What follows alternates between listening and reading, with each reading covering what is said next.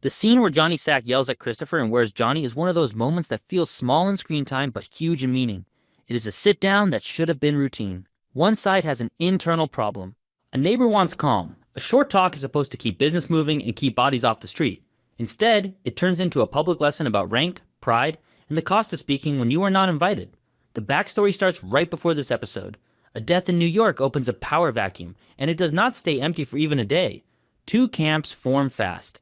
Johnny Sack believes he has earned the top position and expects people to fall in line. Little Carmine makes his own push and finds plenty of support, including people who already have money tied to him and do not want to lose their place. The feud is not just politics. It starts leaking into collections, territory, and personal safety. And where's Johnny? That conflict becomes visible through Lorraine Caluzzo. Lorraine is collecting and passing payments up to Little Carmine. Johnny's side responds with force. Phil Leotardo and two other men stage a mock execution to scare Lorraine and to warn that next time there will be no mercy. Lorraine, her partner, and Angelo Garipi then go to Tony and Junior to look for help. Tony suggests a power-sharing plan. Tony's reasons are not pure. He wants stability because instability on that level spills down into his world. He also wants room to breathe. When New York is united, it can lean on New Jersey hard. When New York is split, it is distracted, and a smart neighbor can keep his hands clean while still collecting favors. Tony is trying to manage risk, not solve anyone's personal dreams. That is important, because it explains why he keeps trying to talk rather than pick a side. Tony knows he has to approach Johnny carefully. Johnny is not a man you lecture. He is a man you manage, and even that is hard. Tony meets him at the Shea Stadium parking lot and raises the power-sharing idea again. He frames it as if it came from Angelo, not from him. Johnny reacts with contempt and accuses Tony of earlier actions that helped legitimize Little Carmine in the past during the HUD dispute. In other words, Johnny is saying, I do not trust you, and I do not believe you are neutral. Now put that mood into the later sit-down that includes Christopher. By the time that meeting happens, Johnny already feels surrounded. He is dealing with a challenge inside his own ranks. He is dealing with people who are watching to see if he's a soft touch. He is dealing with a neighbor who is asking him to slow down and share. Johnny's pride is already hot. When a person is in that state, the words matter, but the messenger matters even more. Tony brings Christopher because Tony's trying to build Christopher up. Christopher is family to him in a practical sense, and Tony wants him to learn how big meetings work. Tony also wants to show New York that his side has a next generation, a guy who can sit in a room and look serious. That plan depends on one simple thing. Christopher has to stay quiet unless Tony invites him to speak. Christopher does the opposite, intervening despite Tony's instructions. The key detail is what Christopher says. He hears Tony trying to offer a calmer path, and he hears Johnny pushing back. Christopher thinks the solution is to sweeten the deal for Johnny, so he jumps in and offers a trade. He says, maybe you let him keep Lorraine, and you take a bigger piece of his Florida shit, the clubs? On paper, that sounds like a practical pitch. You give up one supporter. You take more money elsewhere. You avoid a war. But in this world, especially in this moment, the line is poison. It lands wrong for several reasons at the same time. First, it is a concession. Christopher is telling Johnny to accept that his rival keeps an ally, and Johnny gets compensated with a bigger piece of Florida. Johnny does not hear that as a smart business split. He hears it as, stop trying to win, just take a payout and move on. And when a man is fighting for control, being told to settle is being told to accept limits. Second, the topic itself is insulting because it reduces the conflict to cash flow. Johnny is not in a cash flow argument. He is in a legitimacy argument. He wants the top seat because that seat signals who he is. If he takes the message that he should worry about Florida instead, it frames him as a guy who can be redirected with a side deal. It implies his pride is for sale. Third, and this is the biggest point, the suggestion comes from Christopher. In that culture, hierarchy is not a vibe. It is the whole system. Christopher is not Johnny's peer. He is not even close.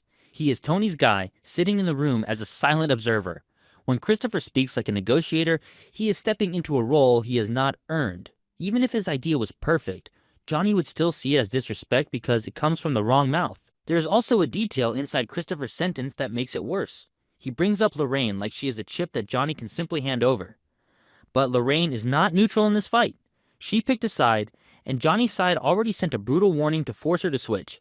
So when Christopher says let him keep Lorraine, it sounds like he is telling Johnny to accept open defiance and accept the idea that threats do not matter. It also drags Tony into the middle more than Tony wants, because it frames Tony's camp as offering cover to Lorraine and to Little Carmine. Johnny can read that as Tony negotiating against him, not with him, right while asking for trust. Even the casual way he says her name is wrong. Johnny hears it like a stranger touching his chessboard. Johnny wants obedience, not a brainstorm, and he wants his rival isolated, not traded around. Johnny shuts down the Florida angle with open contempt, saying he does not want to worry about Florida and that if he did, he would move to Miami. Then he goes straight at the status issue. He makes it clear that Christopher has no standing to talk this way. He says, "It wasn't long ago you used to wait in the car. And as far as I'm concerned, you should still be there." That is Johnny drawing a line for everyone to see. He is saying there are levels in this world, and you do not cross them because you feel confident. You cross them only when you are invited. He piles on with a broader complaint that shows how he sees the whole situation. He says, "Everybody's got a goddamn opinion." Notice what Johnny is really doing. He is not debating the idea. He is not saying Florida is a bad strategy. He is saying Christopher does not get to offer strategies at all. Johnny is defending authority, not discussing options. Once Johnny says those lines, the sit-down is effectively dead.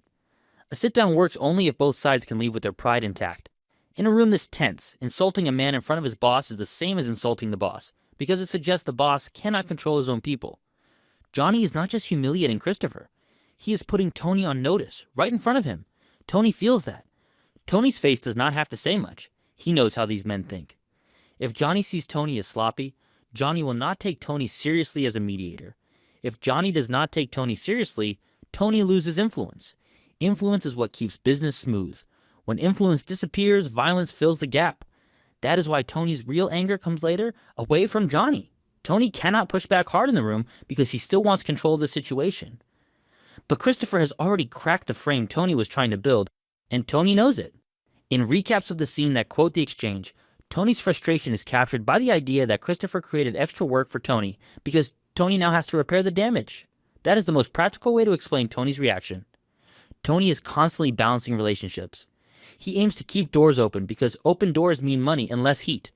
Christopher spoke one line and slammed a door. Now Tony has to push that door back open, and with someone like Johnny, pushing is dangerous.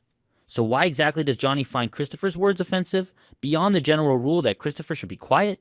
The answer is layered. Johnny is in a moment where he is being tested. Every response he makes is a signal to his own people. If he looks like he's taking advice from a younger outsider, it can be read as weakness. That is not fair, but it is how the system works. Johnny has to be seen as decisive, and he has to be seen as the one who sets the terms. Christopher speaking in that room flips that image, the Followitz. It suggests just Johnny is being managed. Johnny is also already suspicious of Tony. At Shea Stadium, Johnny accuses Tony of earlier choices that helped little Carmine. Whether that is fair or not, it is the story Johnny is holding. So when Christopher jumps in with a compromise pitch, Johnny can hear it as part of a pattern. He can hear it as Tony's side trying to steer him away from full control again. There is also the content of the pitch itself. Christopher suggests letting the rival keep Lorraine and taking more Florida action. That treats Lorraine like a chess piece and treats leadership like a set of side payments. Johnny is not thinking like that. Johnny is thinking, if I let this go, I tell the world I can be challenged. He cannot allow that because the threat is not only the current dispute. The threat is the next dispute, a leader who compromises under pressure invites more pressure. And then there is pride. Johnny is not a calm man. He is a man who takes respect personally. Respect is not just how he feels. It is what he believes keeps him safe. When Christopher speaks, Johnny does not hear help. He hears disrespect. And disrespect for him has to be crushed fast before it spreads. That is why Johnny goes to the car line. It is not only a cruel insult, it is a restoration. Johnny is restoring the order he thinks should never have been interrupted. Christopher, in Johnny's mind, belongs outside the room. When Johnny says Christopher should still be there, he is not just mad at Christopher. He is reasserting the whole system. There is another reason this lands so hard. Christopher makes Tony look smaller. Tony is there trying to act like a steady partner, someone who can speak to Johnny with respect, someone who can keep his side disciplined. Christopher's interruption suggests Tony cannot manage his own table. Johnny can use that. He can use it as leverage. He can walk away with the feeling that he does not need Tony's advice, because Tony cannot even keep his own people in line. This is also why the scene is a turning point for how you see Christopher. Christopher is not dumb. He understands money. He understands deals. But he still confuses speaking with contributing. He thinks the value of his idea will cover the disrespect of the timing. He is wrong, and the show makes sure the audience sees that he is wrong. In a different setting, Christopher's line might have been fine. If Tony had pulled Johnny aside privately, and Tony had offered a Florida adjustment as part of a bigger compromise, Johnny might still reject it, but he might at least hear it. But coming from Christopher, in that room, when Johnny is already angry, it becomes a trigger. The scene also tells you something about Tony's approach to power. Tony often promotes people because he likes them, because he feels responsible for them, or because he wants a loyal future around him. But the outside world does not care about Tony's feelings. The outside world cares about results and rank. Tony can raise Christopher inside New Jersey. He cannot force Johnny to accept Christopher as a serious voice. When Johnny humiliates Christopher, he is also reminding Tony that Tony's internal plans do not automatically translate into outside respect. The failure of the sit-down, then, is not just a comedy beat. It has consequences. It makes peace harder. It increases mistrust. It adds another bruise to the relationship between Tony and Johnny, right at a time when New York is unstable and unpredictable. When New York is unstable, the smallest insult can turn into a chain of events. That is why Tony is scared as well as angry. He knows the cost of someone like Johnny feeling disrespected. It is also worth noticing how the episode as a whole circles the idea of people not staying in their place. Junior wanders away from home and ends up lost. Tony tries to fill emotional gaps by pushing for answers he will never get. The neighborhood lawn war story is built on turf and control. Even the New York feud is about who gets to sit where at the top. The Johnny and Christopher scene fits all of that. Christopher steps out of his lane and suddenly he is reminded, brutally, where the lane is. The funniest part of the scene is also the darkest part. Johnny's lines are sharp and memorable, but they are also a reminder that this world is not designed for open discussion. The men talk about business, but the point is always dominance. In a real business room, a young man suggests a trade and a senior man says no. In this room, the senior man has to humiliate the young man, because the humiliation is the real no. So when you ask why Johnny finds it offensive, the clean answer is that Christopher breaks the rules of the room. He speaks without permission. He offers a compromise that implies Johnny should settle. He shifts the conflict from legitimacy to money. And he does it while Johnny is already furious and already suspicious of Tony. The result is a reaction that is not just anger. It is a correction. The family seal, Johnny's way of saying, I decide who talks, I decide who talks, I decide what the fight is about, and I decide what respect looks like. Christopher's mistake is thinking the room is about finding the best idea. The room is about hierarchy. Once you see that, the outburst stops being random. It becomes almost inevitable. And that is why the scene sticks. It is not only a famous line. It is a warning about the rules that run everything in that world. Talk can solve problems only when the people talking can accept equal ground. In this scene, there is no equal ground. There is only position. Christopher forgets that for a moment, and Johnny makes sure he never forgets it again. What makes that outburst from Johnny stick in your head is that it is not just a random flare of anger. It is a perfect storm of history, hierarchy, and mood. So if we look closer at the same scene and stretch it out, you can see even more layers and why Christopher's one sentence is enough to blow the whole meeting apart. Before they even sit down, Tony has already tried one style of approach with Johnny at the ballpark near Shea. That earlier talk shows you everything about the mood Johnny is in. Tony tries to sell the idea that there does not need to be blood over the New York dispute. He suggests that the older guys can step back and let the younger generation work something out. Johnny takes this as an insult. He hears it as Tony telling him to move aside. He brings up the history with the waterfront projects and the earlier times when he felt Tony was playing both sides between him and Little Carmine. That talk ends with cold faces and no real agreement. You can feel that when Johnny walks away from that one, he is already storing up resentment. So when Tony shows up later with Christopher at the restaurant, Johnny's not coming in clean. He sees Tony arrive with a younger man and he already thinks Tony is trying to handle him. He is thinking, this neighbor of mine brings his protege, now I have an audience. That is part of why he is so sharp. Johnny takes any hint of advice as another attempt to manage him. The setting of the dinner also matters. It is not some official back room at a club that belongs to one side. It is more neutral ground. There are food and drinks on the table. That kind of place suggests a friendly tone on the surface, but underneath it carries risk. When people argue in that kind of room, the waiters can hear. Strangers can see people leave early and slam doors. Johnny knows that his behavior here is part performance. He has to show strength because word about these meetings always travels. Tony is trying to balance a lot of threads at once at that table. He wants to keep Johnny from doing something rash to Lorraine. He wants to avoid being seen as taking Little Carmine's side. He also wants to keep Christopher in the circle because he has made it clear in earlier episodes that he sees Christopher as a future leader. Tony has been grooming him with more responsibility, letting him sit closer to the center of power. So Tony brings him here thinking that this is another step in that plan. He is wrong about how ready Christopher is. Christopher comes in with a very specific problem in his head too. Months back, he was the one robbed in the Michigan motel scam. That was part of Little Carmine's moves, and Johnny holds that against Tony. There is a personal history of deals gone sideways and people getting embarrassed. Christopher knows about these things. He carries his own shame from past mistakes. That can make a person want to prove that they deserve a seat in the room. So when he opens his mouth, it is not really about Lorraine. It is about himself. He wants to show that he can think like one of the old-timers. That is what makes his suggestion feel so real. In his mind, he has worked out a fair swap. Johnny can keep his pressure by getting more money from Florida. Little Carmine can keep Lorraine. On paper this is neat and clean. Christopher says it in casual language, asking Johnny to let the rival keep Lorraine and suggesting that Johnny can take a bigger piece of the Florida clubs instead.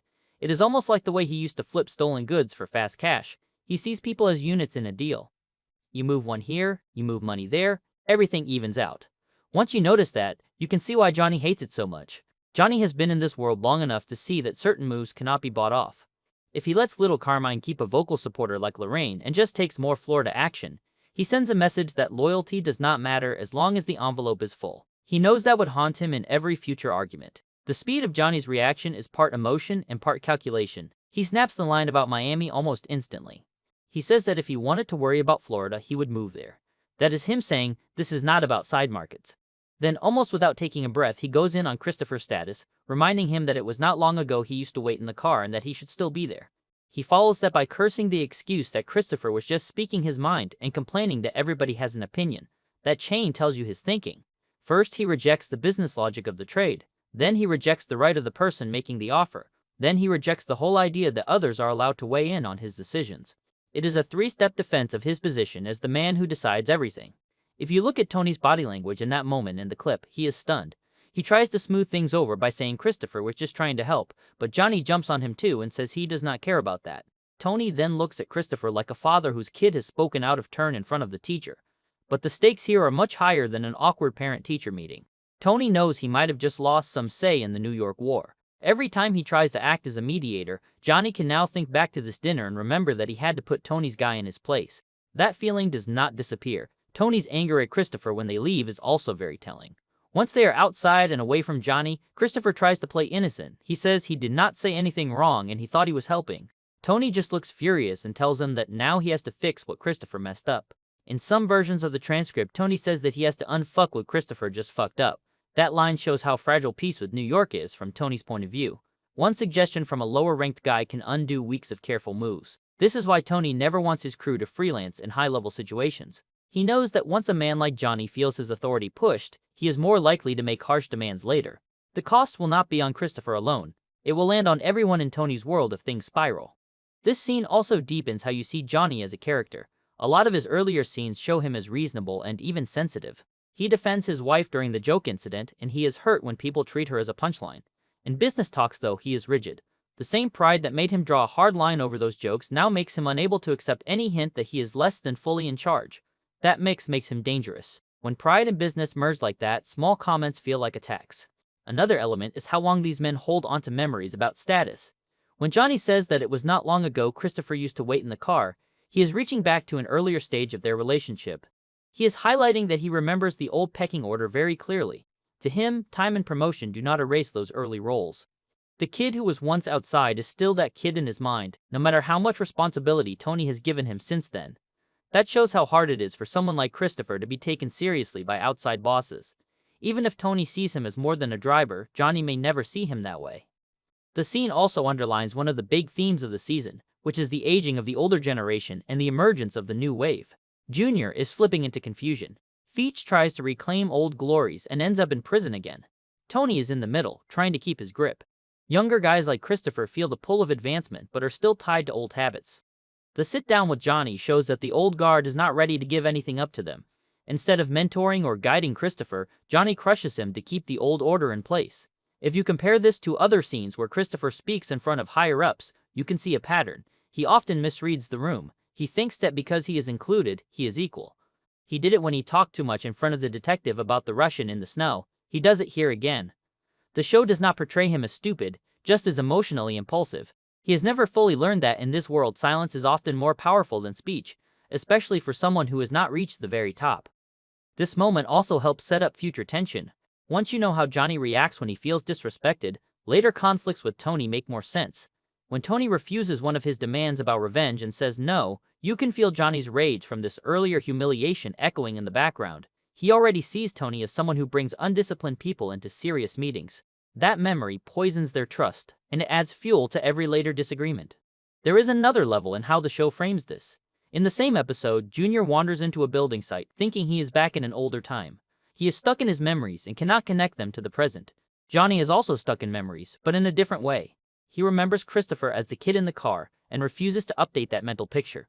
Both men are locked into old visions of how the world should be, and that makes them dangerous or fragile in different ways. For Christopher, the scene is almost a warning about the ceiling on his growth. Tony can see a future where Christopher becomes a major figure, but the wider network may never accept him at that level. There will always be people like Johnny who remember him as a driver and treat him like one. That gap between Tony's hopes and the outside reality is one of the tragic threads in their relationship. Even when Christopher tries to be useful, like here, he ends up hurting Tony's position instead. From a storytelling angle, the writers also use this scene to show the audience how strict the unspoken rules are. It is very easy for a viewer to think, what is the problem? Christopher just suggested a business compromise. The scene teaches you that logic alone does not rule this world. Ego, history, and respect matter far more. Once the show has taught you that lesson, later scenes where people are killed or punished for what seems like minor disrespect feel less random. You know from this dinner that in these circles, the smallest sign of stepping out of line can carry heavy weight. So when we stretch out the scene and its meaning, the picture is clear. Johnny's anger is not just about the words themselves. It is about who said them, when he said them, and what they implied about Johnny's power. The backstory with the power struggle, the earlier meeting at the ballpark, the long memories of past roles, all combine in that one burst of fury. Christopher thinks in simple terms about a trade and a quick fix. Johnny thinks in terms of image and control over an entire city. Their views collide in that restaurant, and because the rules of this world favor the man on top, Johnny chooses humiliation as his answer. In the end, that is why the scene keeps coming up when people talk about this episode. It takes less than a minute of screen time, but it captures the whole show's obsession with rank and respect. You see a younger man trying to jump a few steps ahead, an older man slamming him back down, and a boss in the middle who suddenly realizes that bringing his protege into the room has cost him more than he expected.